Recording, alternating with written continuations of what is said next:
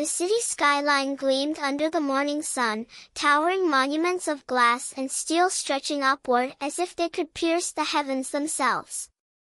Among them was the crown jewel, Caldwell Tower, named after Richard Caldwell, the billionaire who had built an empire brick by brick, deal by deal. To the outside world, Richard was a man who had it all. His face was on the covers of Forbes, his name synonymous with wealth and power.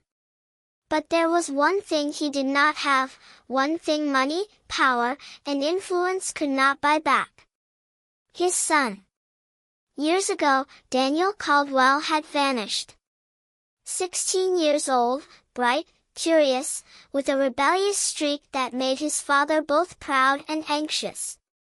One night, Daniel disappeared without a trace. The search was relentless at first, detectives, media coverage, private investigators, but as weeks turned into months, and months into years, the trail went cold. Some whispered Daniel had been kidnapped. Others suggested he had run away. But Richard never accepted either answer. In his heart, he carried the weight of a father who failed. Behind his cold exterior, Richard was a haunted man.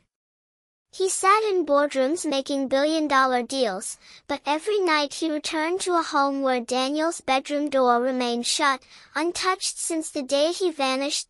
On a rainy Tuesday morning, Richard decided, against his usual habits, to visit one of his construction sites.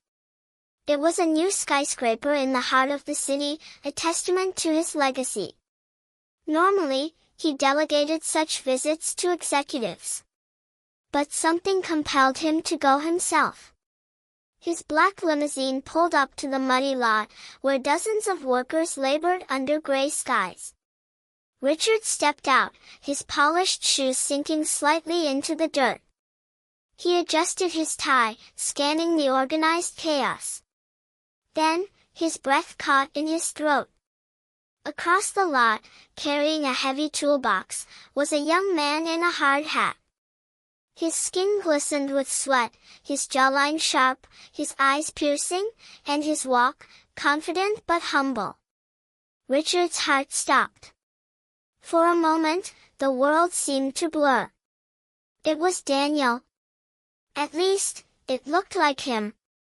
The same face. The same intensity in the eyes. But older now, stronger. Richard's hands trembled. For years he had dreamed of seeing his son again, on street corners, in airports, in strangers passing by. But this time, it wasn't a trick of the mind. This was real. "Stop the car," he barked at his driver, though he was already stepping onto the muddy ground. Security tried to follow, but Richard waved them back. He had eyes only for the young man.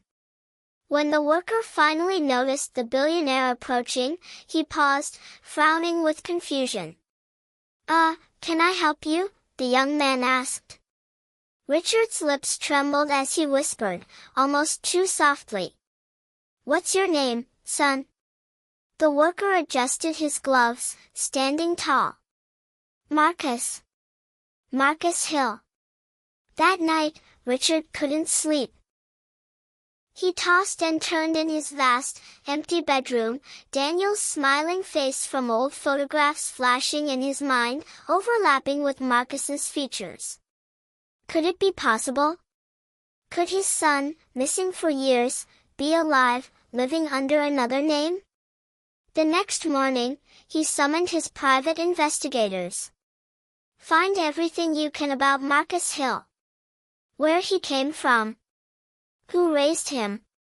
I want to know it all." Within days, a thick folder landed on his desk. Marcus was 23 years old, raised in a modest neighborhood by Evelyn Hill, a retired nurse who had fostered dozens of children over her lifetime. Marcus had no record of his biological parents. No details of where he had come from as a baby. His birth certificate looked suspicious, missing key information. Richard's pulse raced. The timeline fit. The lack of records fit. The resemblance was undeniable. This wasn't coincidence. First confrontation. Richard returned to the site a week later. Marcus was lugging bags of cement, sweat dripping down his forehead, when the billionaire stepped into his path. "You remind me of someone," Richard said, voice low and steady. Marcus frowned. "Yeah, you said that last time." "Someone important, huh?" "My son," Richard replied, eyes burning. Marcus blinked, then chuckled nervously. "Well, sorry to disappoint you. My dad isn't a billionaire. I grew up with nothing." But Richard didn't laugh. He studied Marcus with the intensity of a man chasing a ghost. The conversation ended abruptly when Marcus walked away, but Richard's obsession only grew. He began showing up at the site more often, watching Marcus work, sometimes even talking with the other workers just to hear more about him. Marcus thought it was strange. Why would a billionaire care so much about a simple laborer? The DNA test. Finally, Richard couldn't take it anymore. He arranged for a random company medical test at the site, something about worker safety protocols. In truth, he only needed one thing, Marcus's DNA. A week later, the results came back. Richard locked his office door, sat at his desk, and tore open the envelope with trembling hands. The test confirmed it. Marcus Hill was his biological son. Daniel Caldwell was alive. Richard sank back in his chair, gasping for breath. Relief washed over him, but it was quickly drowned by another emotion. Guilt. Crushing, unbearable guilt. His son hadn't been kidnapped. He hadn't been lost. He had been abandoned by a system Richard himself had trusted. His investigators, those he paid millions, had betrayed him, covering up the truth, feeding him lies so he would focus on his empire while they profited from his despair. Daniel had grown up in poverty, never knowing his father's love, while Richard built towers for strangers. The realization destroyed him. The revelation. Richard drove himself to Evelyn Hill's small home that evening, his limo parked awkwardly on the narrow street. Marcus answered the door, confused to see him again. "I need to talk to you," Richard said, his voice cracking. Inside, Evelyn offered him a seat. Richard's hands shook as he pulled out the DNA report and slid it across the table. "Marcus, you're not who you think you are," he whispered. "You're my son. You're Daniel Caldwell." The words hung heavy in the air. Marcus stared, stunned. Then he laughed in disbelief. "What? That's crazy." Richard's eyes filled with tears. "It's the truth. I've been searching for you for years. They told me you were gone, but you," his voice broke, "you've been alive this whole time." Marcus's shock twisted into anger. His fists clenched. "So let me get this straight. I've been breaking my back working construction, scraping by, while you, my so-called father, were living in luxury? Where were you when I needed you?" Richard's chest ached with each word. "I didn't know. They lied to me. But I should have fought harder. I should have found you." Marcus stood abruptly, his chair scraping against the floor. "You don't get to walk in here now and call yourself my father." Evelyn put a hand on his shoulder. "Marcus," she whispered gently. But Marcus stormed out of the room, slamming the door. Richard didn't give up. For weeks, he tried everything, letters, visits, phone calls. He even offered to buy Evelyn a new house, but Marcus refused.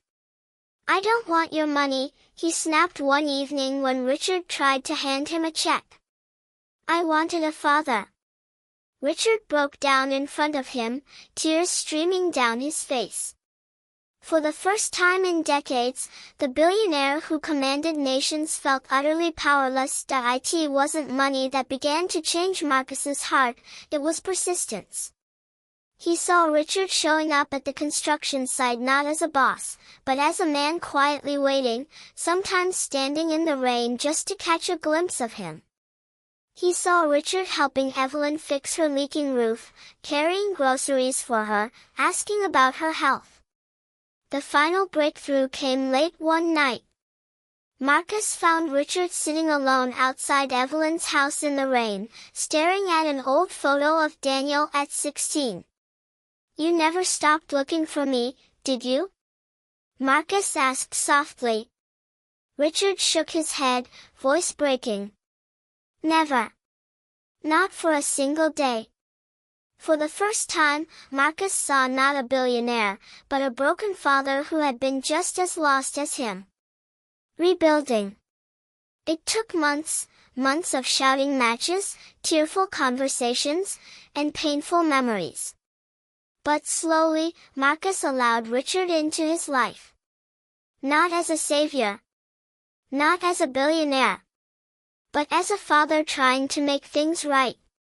Richard stepped back from his empire, handing control to trusted executives. He spent his days not in boardrooms, but in humble moments with his son, watching him play basketball, learning about his dreams, cooking with Evelyn on weekends. And though the scars remained, something new grew from the ashes. Forgiveness. The message. Richard Caldwell, once a man defined by wealth, learned that the greatest fortune in life isn't towers of glass or numbers in a bank account. It's family. It's love. It's the chance, however late, to say, "I'm sorry," and to mean it. And Marcus, once an abandoned boy, discovered that sometimes forgiveness isn't about erasing the past, it's about choosing to build a future.